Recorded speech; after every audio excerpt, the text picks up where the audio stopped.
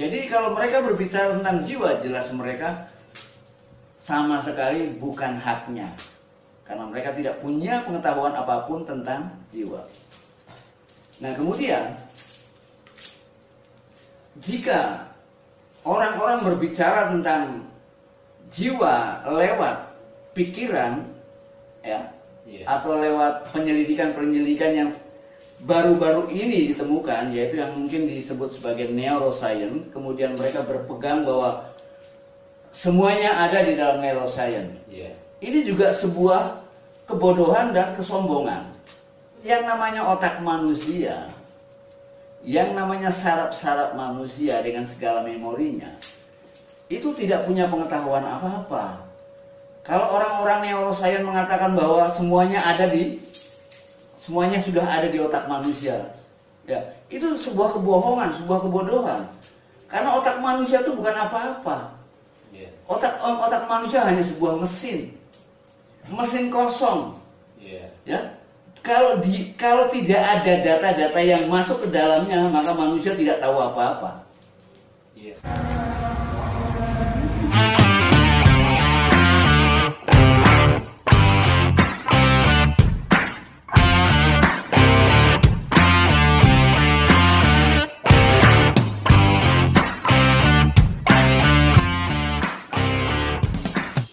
Salam satu hati, para tandapan di mana saja berada. Pertama-tama yang mengucapkan puji syukur dan berterima kasih sebesar-besarnya kepada Tuhan yang Maha Cinta atas seluruh kenikmatan yang senantiasa Engkau anugerahkan kepada kami semuanya. Dan kedua, yang ingin mengucapkan terima kasih kepada Niang Rosa Hamiza Aziha, Bunda Niang Rosa Hamiza, yang selalu memberikan semangat dan dukungannya kepada Hyang dalam mendampingi hidup Hyang. Salam cerdas selaras para tandapan di mana saja berada, di seluruh alam semesta, baik di alam skala maupun di alam niskala. Bertemu kembali dengan saya Hyang Weldo, pengelola channel khusus kesayangan Anda semua, yang selalu mengangkat persoalan-persoalan di seputar kehidupan manusia, di dalam tataran dan di dalam kajian spiritualitas. Pada kesempatan yang baik kali ini, yang ingin mengajak para tandapan untuk menjadi cerdas dan waspada, agar bisa membedakan persoalan-persoalan Rua Bineda ke dalam posisi-posisi yang jelas, antara yang benar-benar ada dengan yang benar-benar tidak ada. Atau dengan kata lain, antara pernyataan-pernyataan dualitas dengan kenyataan-kenyataan yang sebenarnya yang non-dualitas. Dengan pengetahuan Rua Bineda, kita harus bisa membedakan antara kenyataan yang sebenarnya dengan ilusi-ilusi yang bisa menipu kesadaran kita. Kita juga harus bisa membedakan antara statement filsafat yang objektif universal absolut dengan pendapat-pendapat para filsufnya yang subjektif dan temporal. Kemudian juga harus mampu membedakan antara statement ilmiah yang objektif universal absolut dengan pendapat-pendapat para penemunya atau orang-orang yang sangat subjektif, temporal, dan terbatas. Sebagaimana pengetahuan sains tidak bertentangan sama sekali dengan pengetahuan agama atau pengetahuan spiritualitas. Yang menentang spiritualitas dan agama bukanlah sains, melainkan para saintis dan para budak yang memuja sains sebagai kitab sucinya.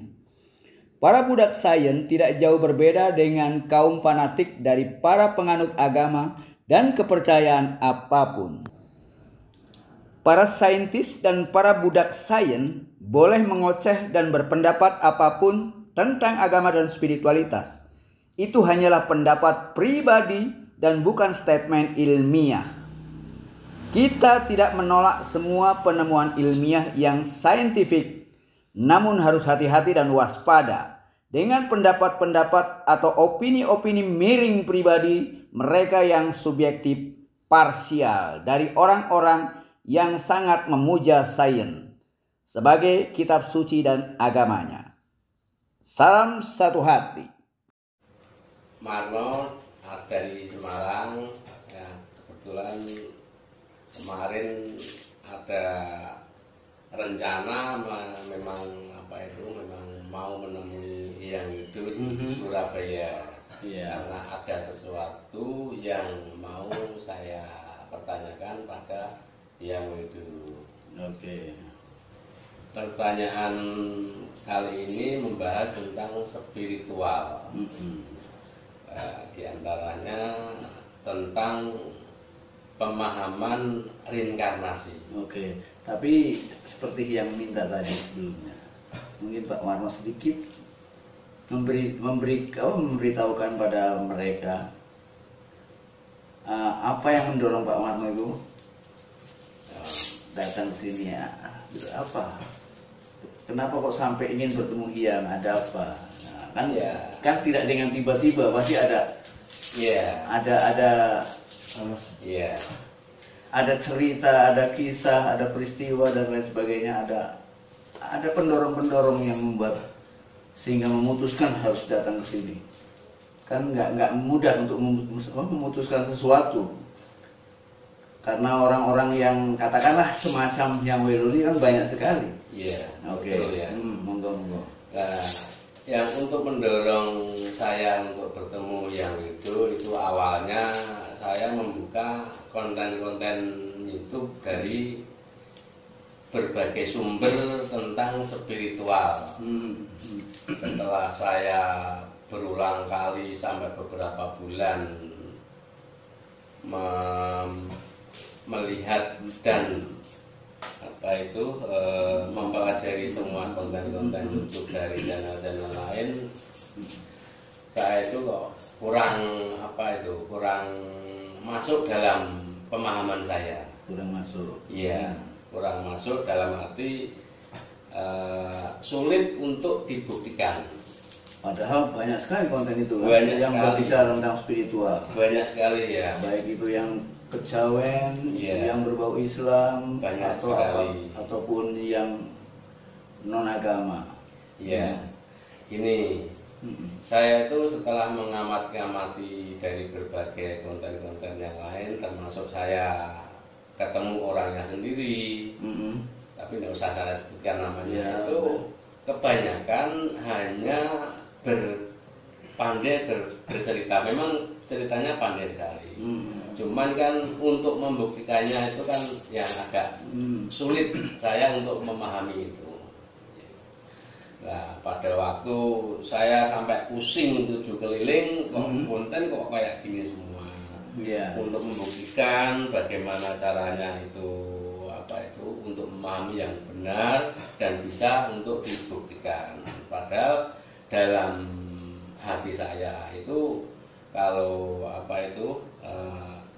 membaca, melihat dan harus mempraktekkan sekaligus. Nah, setelah saya lama buka-buka itu kok ada channelnya Hyang Wido. Nah, pertama memang saya enggak begitu merespon, terus nyari lagi kok ada melintas lagi Hyang Wido lagi. Tidak saya respon lagi. Saya kira cuman apa ini kayak gini. Melihat dari pakaiannya kayak gini. Padahal saya tidak melihat dari pakaiannya. Saya tidak melihat itu. Nah, setelah sekian lama saya buka semua kok melintas lagi itu Hyang Wido itu. Sekali-sekali saya ingin mencoba membuka kontennya Hyang Wido sampai hampir kurang lebih itu 39 menit kalau tidak salah itu, hampir kurang lebih 40 menit. 40 menit itu awal sampai akhir. Setelah saya mendengarkan, saya resapi, kok masuk dalam pemahaman saya, masuk kayak dulu waktu saya masih belajar di salah seorang guru spiritual. Hampir pemahamannya hampir mirip. Cuman sayangnya beliaunya, guru saya itu sekarang kan sudah almarhum. Jadi saya itu merasa bingung karena merasa saya belum mampu gitu. Nah, akhirnya saya memahami semua itu dari yang itu ternyata kok masuk semua. Setiap hari saya itu mendownload hampir ada 70 downloadan khusus kontennya yang itu. Saya itu satu konten tiap malam berulang kali saya putar sampai saya tidur sendiri, sampai meresapi sampai 5 kali berulang-ulang, 5 kali berulang-ulang tiap malam itu satu-satu sampai iya beberapa bulan. Ternyata kok masuk dalam dalam pemikiran saya, pemahaman saya itu cocok sekali. Nah itu akhirnya saya terus itu tertarik untuk mencari, ingin bertemu dengan yang itu. Kemudian bagaimana sekarang setelah bertemu dengan yang itu? Apa ada agak kesulitan ketika untuk menemui yang itu? Ya kesulitan saya kira tidak ya. Ternyata perjalanan juga lancar ya. Lancar, alhamdulillah lancar, dalam perjalanan lancar. Bisa langsung ketemu itu. Buat teman-teman yang ingin belajar spiritual dengan matang, bisa dinyatakan, bisa dibuktikan. Saya kira tepatnya di yang itu yang pemahamannya gampang dimengerti, sangat gampang sekali pemahamannya, gampang dimengerti lah. Itu teman-teman, saya kira kalau yang pengen spiritualnya tinggi itu saya kira harusnya ketemu yang itu langsung, tidak hanya mendengarkan lewat konten-kontennya YouTube saja. Gitu. Oke, mungkin sekarang kita mulai saja. Apa kira-kira pertanyaan pertama yang membuat Pak Marno penasaran? Coba monggo.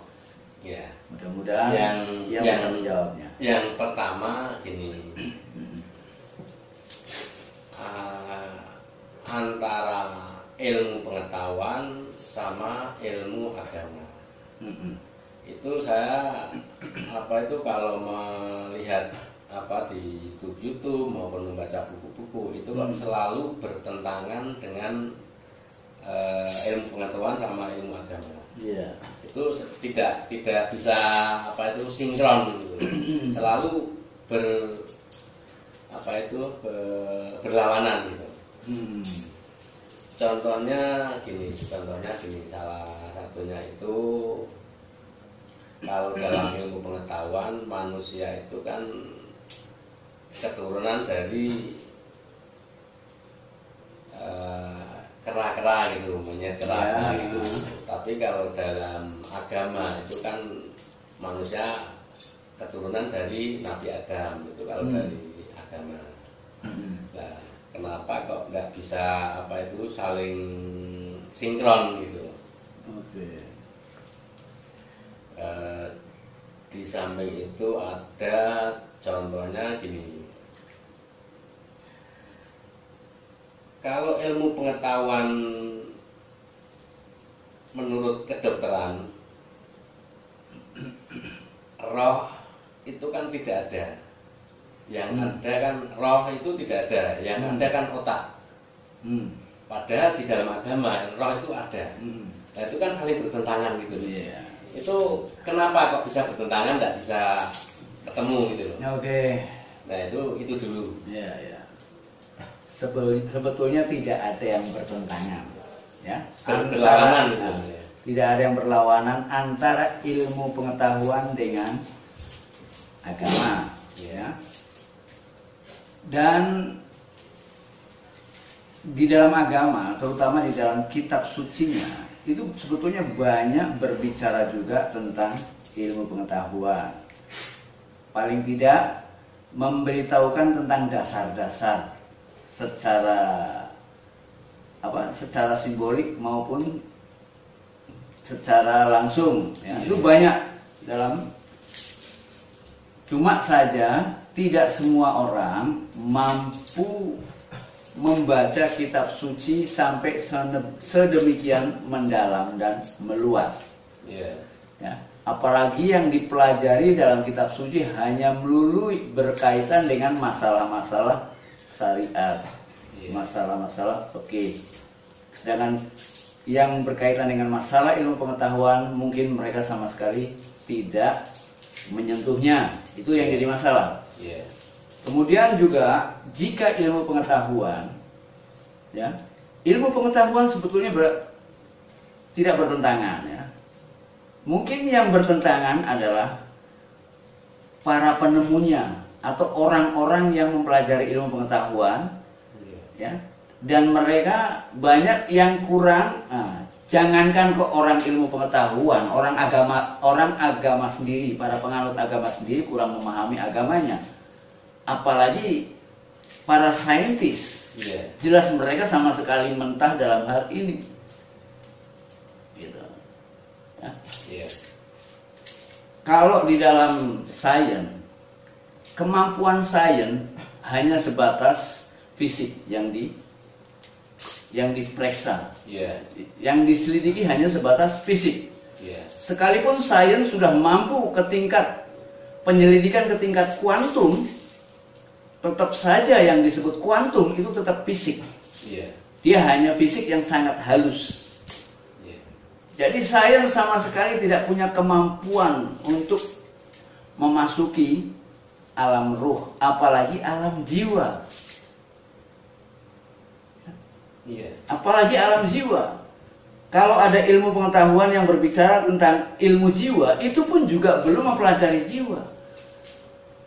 Ilmu jiwa baru mempelajari jiwa manusia lewat gejala-gejala, lewat persoalan-persoalan yang lewat kasus-kasus yang dialami atau yang dihadapi oleh dokter-dokter jiwa. Mereka sama sekali belum mengetahui apa itu jiwa, belum sama sekali menyelidiki bagaimana itu jiwa. Jadi kalau mereka berbicara tentang jiwa, jelas mereka sama sekali bukan haknya, karena mereka tidak punya pengetahuan apapun tentang jiwa. Nah, kemudian jika orang-orang berbicara tentang jiwa lewat pikiran, ya, atau lewat penyelidikan yang baru-baru ini ditemukan, yaitu yang mungkin disebut sebagai neuroscience, kemudian mereka berpegang bahwa semuanya ada di dalam neuroscience. Ini juga sebuah kebodohan dan kesombongan.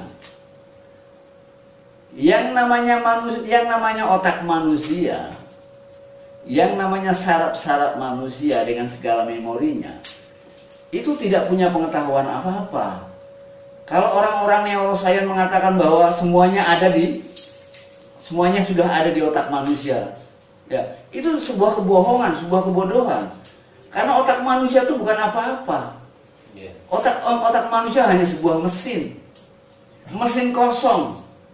Ya, kalau tidak ada data-data yang masuk ke dalamnya, maka manusia tidak tahu apa-apa. Ya. Kalau ada seorang bayi manusia kita lemparkan ke hutan, apa yang dia ketahui tentang kehidupan? Apa yang dia ketahui tentang dirinya sendiri? Nggak tahu apa-apa. Manusia punya pengetahuan lewat pikirannya, itu pun setelah ada data-data yang masuk. Kemudian data-data yang masuk pun juga harus ada tingkatannya. Mungkin saja seorang manusia lahir dilempar ke hutan, dipelihara oleh anjing atau monyet. Mungkin dia juga banyak melihat sesuatu, tapi kan dia nggak bisa menelaah.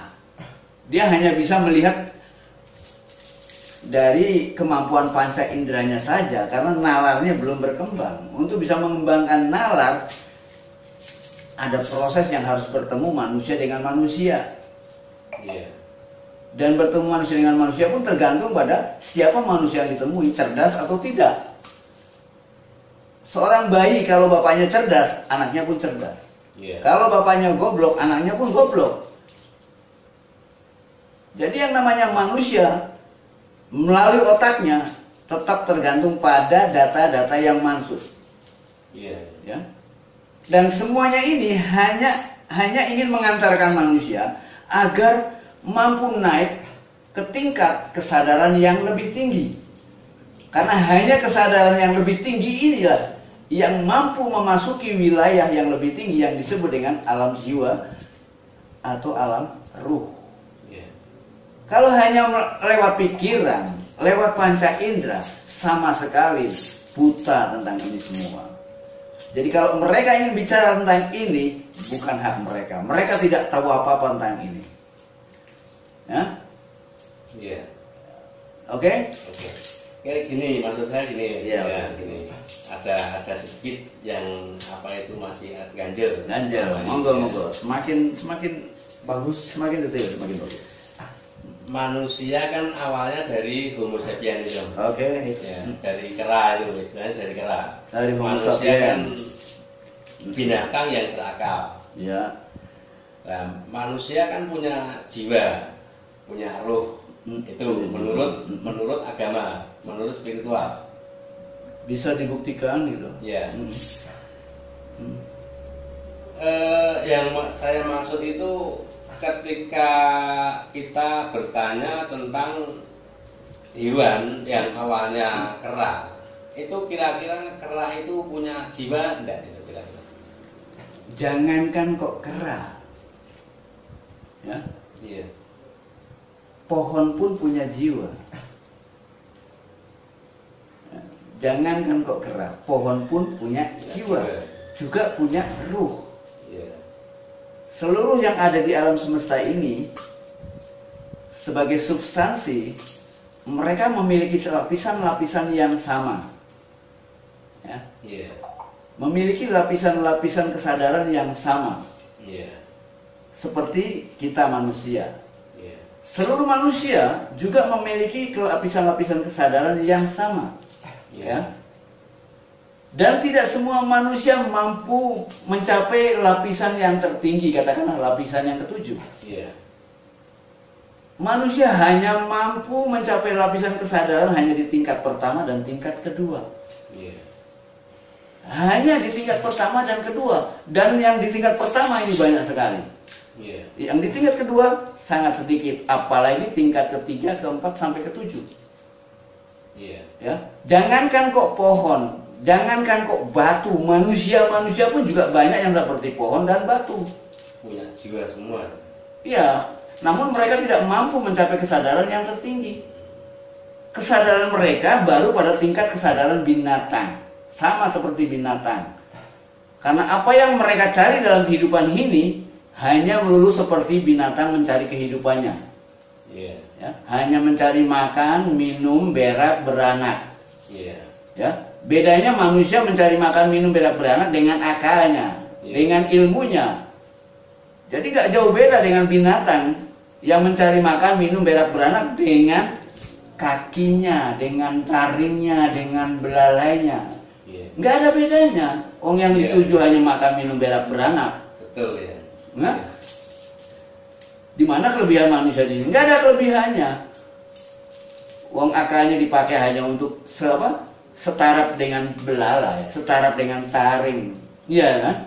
Hanya untuk cari makan, hanya untuk bertahan, hanya untuk menyerang. Ya. Jadi kalau kita bicara tentang masalah jiwa, semuanya memiliki jiwa dan semuanya memiliki ruh. Karena tiga lapisan inilah yang membuat semuanya hidup. Kalau kita bicara tentang ruh, ya, ruh itu sebetulnya seperti listrik. Dia seperti listrik. Jiwa manusia, kalau kita lihat manusia itu nggak jauh beda. Cara kerjanya sama seperti komputer. Ya. Di dalam komputer itu ada software, ada hardware. Tubuh kita ini hardware. Sedangkan jiwa kita itu software. Sehebat apapun, ya, sehebat apapun komputer itu, kalau nggak ada listrik, maka dia tidak berfungsi semuanya. Jadi listriklah yang membuat seluruh potensi yang ada dalam komputer itu bekerja. Sama dengan tubuh kita. Tubuh kita juga memiliki banyak komponen dengan potensi yang bermacam-macam. Tapi tanpa ruh di dalamnya, maka tidak ada pertumbuhan, perkembangan, bahkan fungsi juga. Jadi gitu. Jadi keberadaan komputer dengan listriknya itu sudah sebuah metafor buat orang-orang yang cerdas. Iya. Sebagai contoh gitu. Iya. Terus yang kedua gini ya, tentang pemahaman reinkarnasi. Reinkarnasi kan menurut semua agama ya, terutama yang mengenal reinkarnasi kan Hindu, Buddha itu kan mengenal reinkarnasi. Walaupun Islam sebenarnya ada, cuman kan mungkin kemungkinan kurang orang-orang yang apa itu memahaminya mungkin yang kurang. Nah, reinkarnasi kan hidup kembali. Kita kan hidup di alam ini, pasti kan akan mengalami kematian. Setelah kematian kan hidup kembali, bangkit hidup kembali. Nah, setelah hidup kembali, kenapa orang itu kebanyakan tidak bisa mengetahui masa lalunya? Masa lalunya pada kehidupan masa lalunya itu. Kenapa? Gitu? Kenapa hampir semua orang tidak bisa mengetahuinya? Hanya kebanyakan saya kalau melihat-lihat apa itu dan mendengar itu hanya bisa berbicara saja. Untuk apa itu maksudnya, untuk mempraktekkan, membuktikan itu kok saya belum pernah tahu gitu loh. Ya memang nggak mudah untuk mengingat masa lalu. Ya. Tidak mudah, karena untuk mengingat masa lalu dibutuhkan pengetahuan atau kemampuan yang memadai untuk mencapai itu. Oleh karena itu, agar kita masuk ke wilayah itu, kita ini memiliki lapisan-lapisan kesadaran. Ya. Kalau manusia baru sadar di tingkat pertama, bagaimana dia bisa ingat? Coba seorang bayi, ya, taruh dia di hutan, kira-kira dia ingat bahwa dia dulu lahir dari mana? Tidak tahu. Tidak tahu, karena tidak ada pendidikan, karena tidak ada pengetahuan. Karena tidak ada pendidikan itu mungkin ya? Iya. Karena pertama kita harus memasukkan data-data dulu pada seorang bayi. Tapi gini ya. Saya itu sering kali yang belajar untuk mengetahui masa lalunya itu, dia hanya bisa bercerita gitu loh. Yang saya tahu hanya bisa bercerita, tapi tidak bisa membuktikan pada masa lalunya itu. Nah, menurut saya di dalam agama Islam itu setelah mati itu kan istilah itu ada kata-kata dinding pembatas itu. Apa itu namanya itu? Alam barzah. Alam barzah kan dinding pembatas itu. Apa karena itu manusia mati, hidup, mati terus melewati dinding pembatas itu, alam barzah itu, sehingga orang setelah dihidupkan lagi tidak bisa melihat masa lalunya itu, tapi karena ada dinding ini gitu. Dinding pembatasnya adalah pengetahuan. Oh, pengetahuan. Iya. Dinding pembatasnya adalah pengetahuan. Iya. Dan pengetahuan itu berlapis-lapis, dari pengetahuan yang paling rendah sampai paling tinggi. Semuanya kita sebut pengetahuan. Kalau kita ingin mengetahui masa lalu, kan ini juga pengetahuan. Mengetahui. Iya kan? Dan untuk mengetahui masa lalu dibutuhkan banyak hal. Iya kan? Nah, kemudian yang tanyakan, seperti yang sampean tanyakan tadi, bagaimana membuktikan masa lalu? Apa yang dimaksud dengan membuktikan masa lalu itu? Contohnya gini, ini contoh saja. Apakah orang ini setelah bercerita tentang masa lalu harus bisa membuktikan kalau masa lalunya adalah seperti itu? Apa itu gimana? Iya, maksud saya gini. Contohnya gini. Ini hidupkan kembali, hidup kembali. Padahal dulunya pernah mati. Ya. Misal di tahun kerajaan Majapahit, Oke. kehidupan kerajaan Majapahit. Nah, kira-kira bisa nggak kita menembus ke alam kehidupan Majapahit yang Bisa, ratusan tahun tapi yang lalu? tidak mudah. Karena untuk mencapai titik itu, kita butuh bertemu dengan orang-orang yang pernah juga bertemu di zaman itu. Iya. Ya.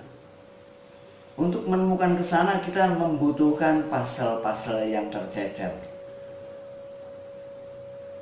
Kehidupan kita ini seperti pecahan-pecahan yang harus kita rangkai untuk menemukan gambar yang jelas. Iya. Yang disebut dengan pasal-pasal.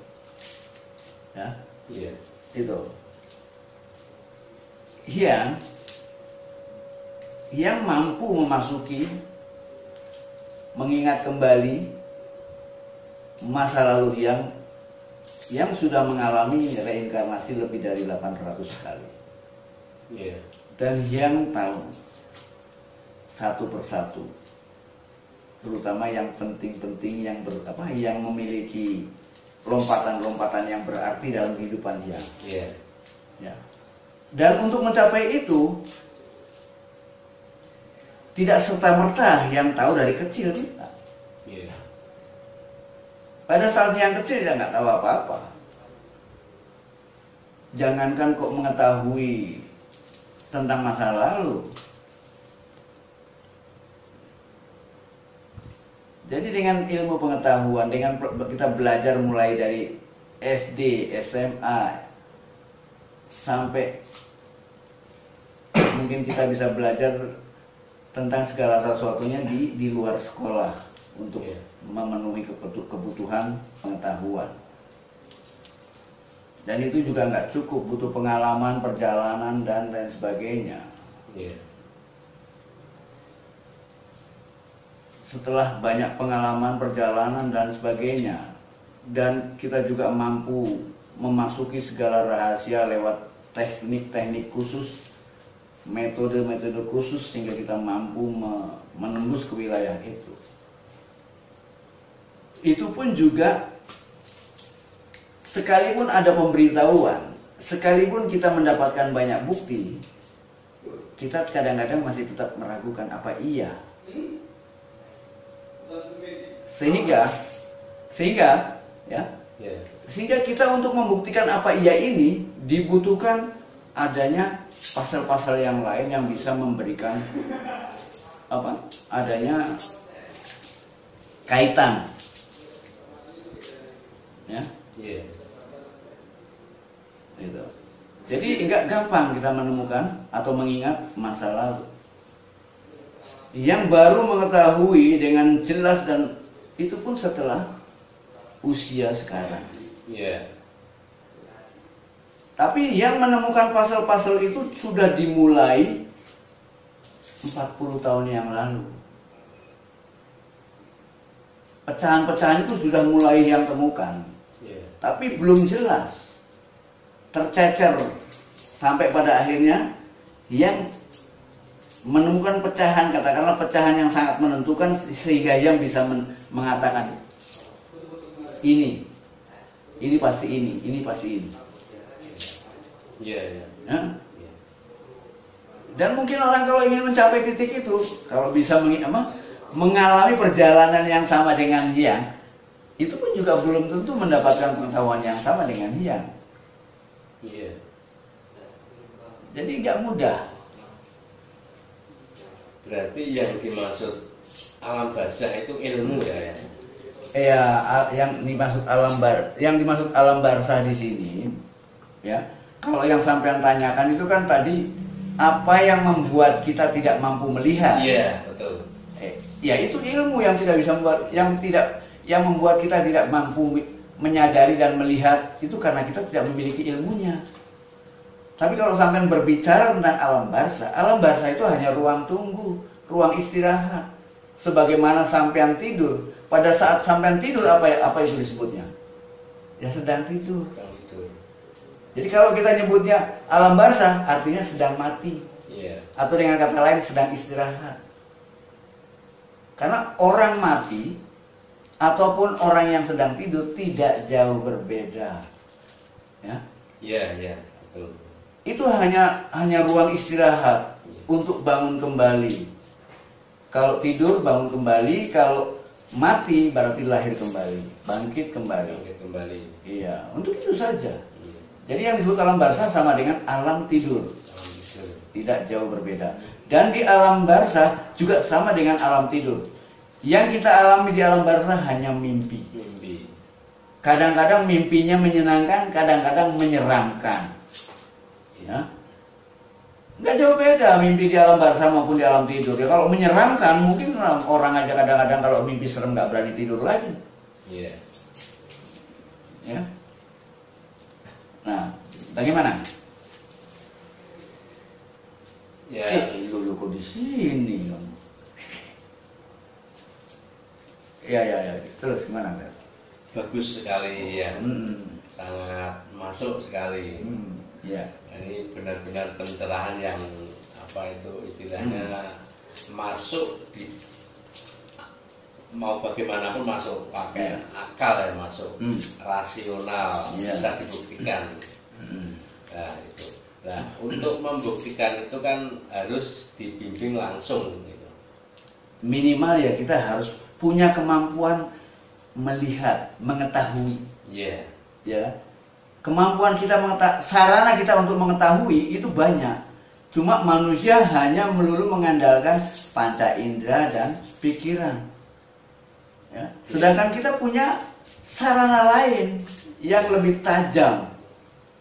Orang lain menyebutnya mungkin panca indera batin, ya kan? Iya. Dan yang namanya panca indera, kalau sementara ini orang mengatakan ada mata ketiga, ya kan? Ada yang bilang ada panca indera keenam. Kalau yang mau berbicara bahwa manusia itu memiliki panca indera 9. Iya, bukan 6 juga bukan 3. 9. 5 melihat keluar, melihat ke alam skala, ke alam lahir, ke alam ragawi. Sedangkan yang 4 itu mampu melihat ke alam metafisika. Ini semuanya 9. Nah ini yang bongkar. Kalau ada orang lain yang ngomong 9 berarti copy paste dari Hyang. Iya. Betul. Iya. Yang lain baru ngomong mata ketiga. Ada yang bilang panca indera keenam. Betul ya. Masuk deh.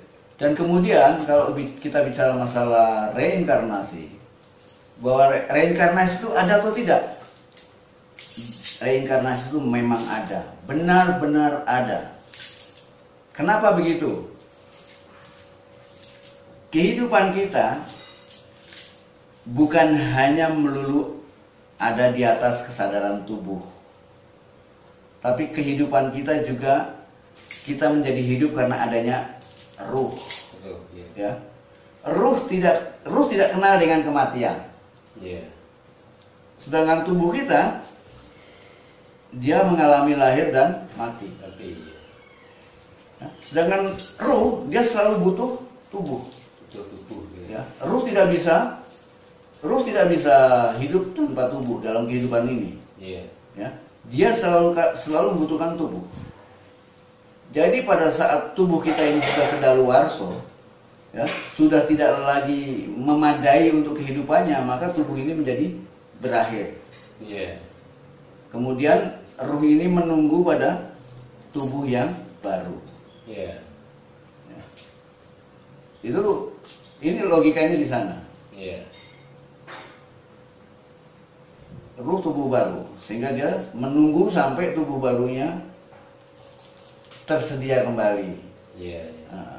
Dan persoalan manusia lahir kembali juga bukan hanya karena tubuhnya tersedia atau tidak, tapi juga berkaitan erat dengan permasalahan karma. Karma inilah yang membuat kita lahir kembali. Ya. Yang menciptakan karma siapa? Yang menciptakan karma adalah keinginan kita, jiwa kita, pikiran kita, nafsu kita. Nafsu kita. Maka karma inilah yang harus lahir kembali, sehingga dia membutuhkan tubuh untuk menerima hasilnya, untuk menerima buahnya. Gitu. Buahnya enak atau tidak, itu akan dinikmati dalam kehidupan selanjutnya. Sebagaimana kita saat ini, kita juga sedang menikmati buah dari kehidupan kita sebelumnya.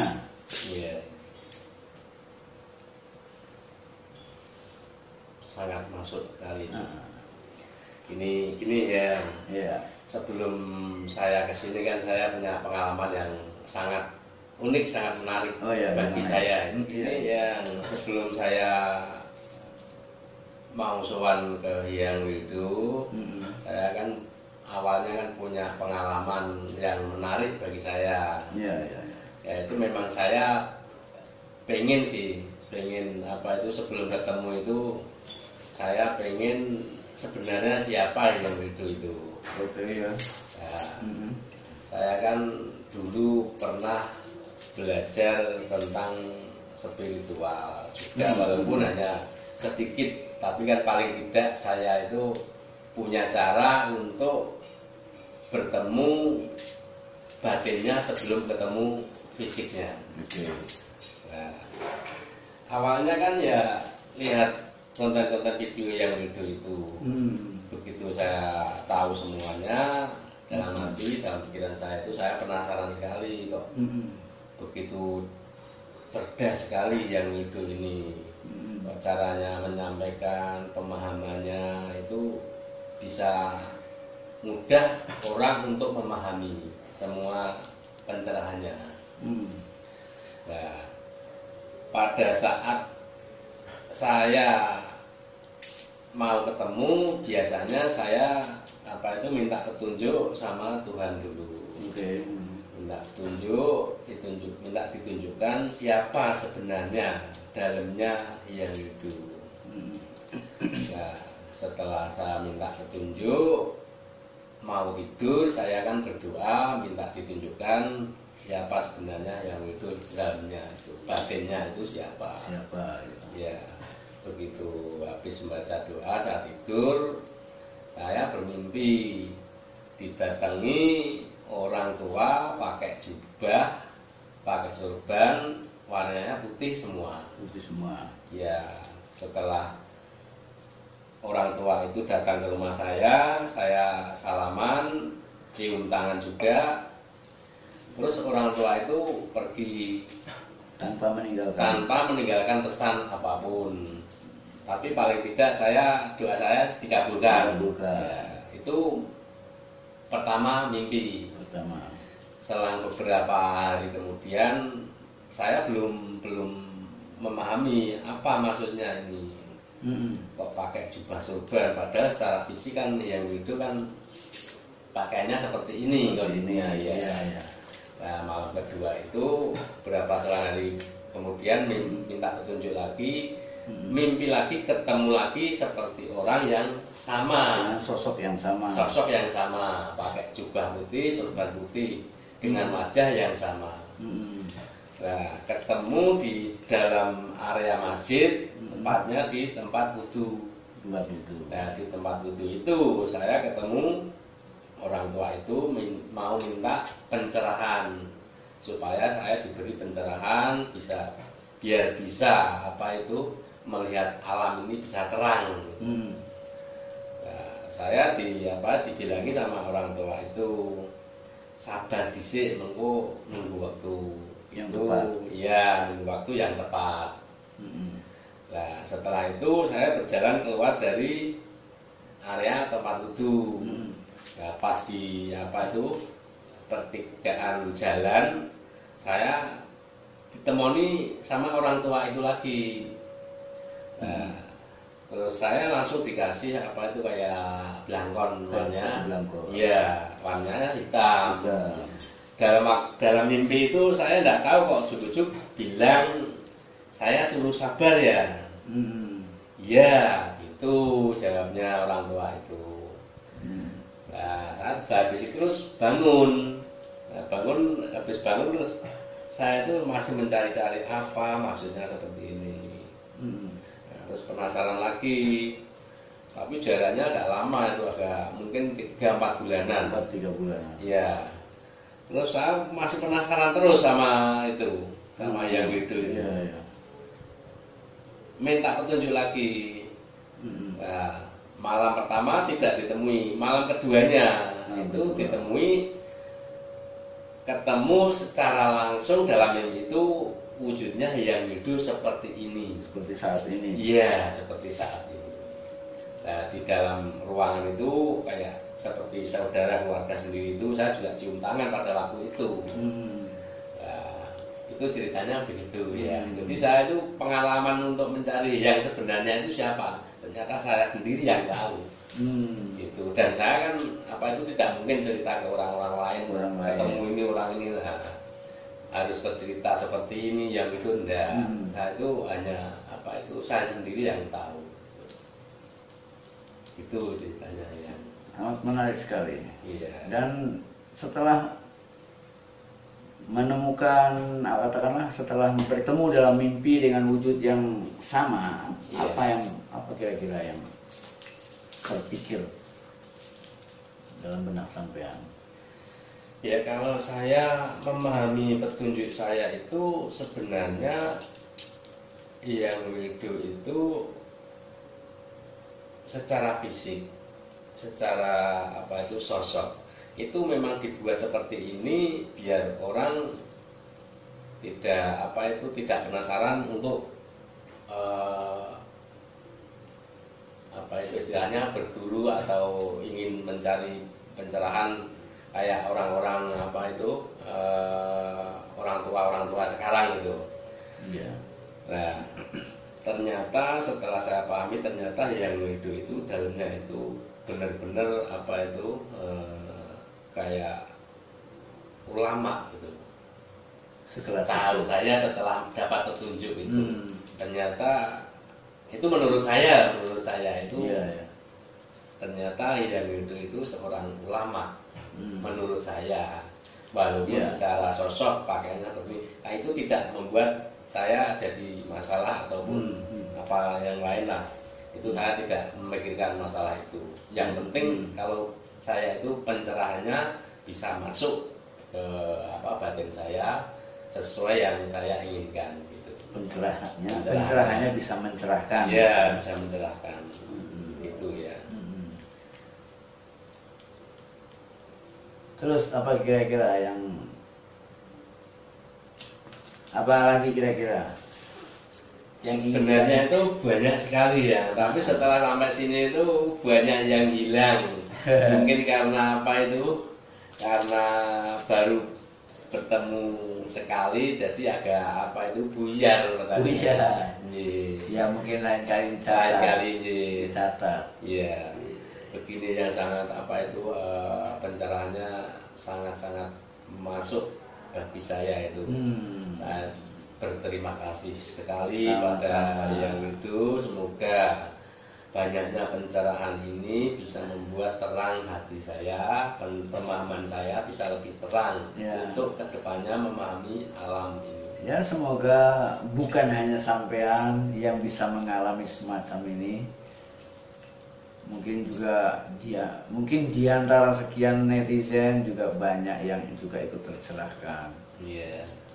Itu yang menjadi harapan Hyang, karena yang membuat Hyang mampu melakukan ini karena Hyang betul-betul ingin mengajak semua orang bisa menyadari dan mengetahui yang lebih baik tentang kehidupan ini, tentang yang sebenarnya. Tentu saja apa yang bisa mereka dengar dari Hyang baru wacana, ya kan? Karena untuk mengetahui lebih jauh dan lebih dalam, ya harus belajar lebih jauh dan menjalankannya. Praktek-praktek yang lebih jelas. Ada metodologinya, ada teknologinya. Dan ada disiplin-disiplin yang harus juga dilakukan untuk mampu masuk ke wilayah yang sebenarnya. Jadi bukan hanya wacana saja, yang harapkan juga mampu mengalami sendiri yang pernah yang alami. Gitu.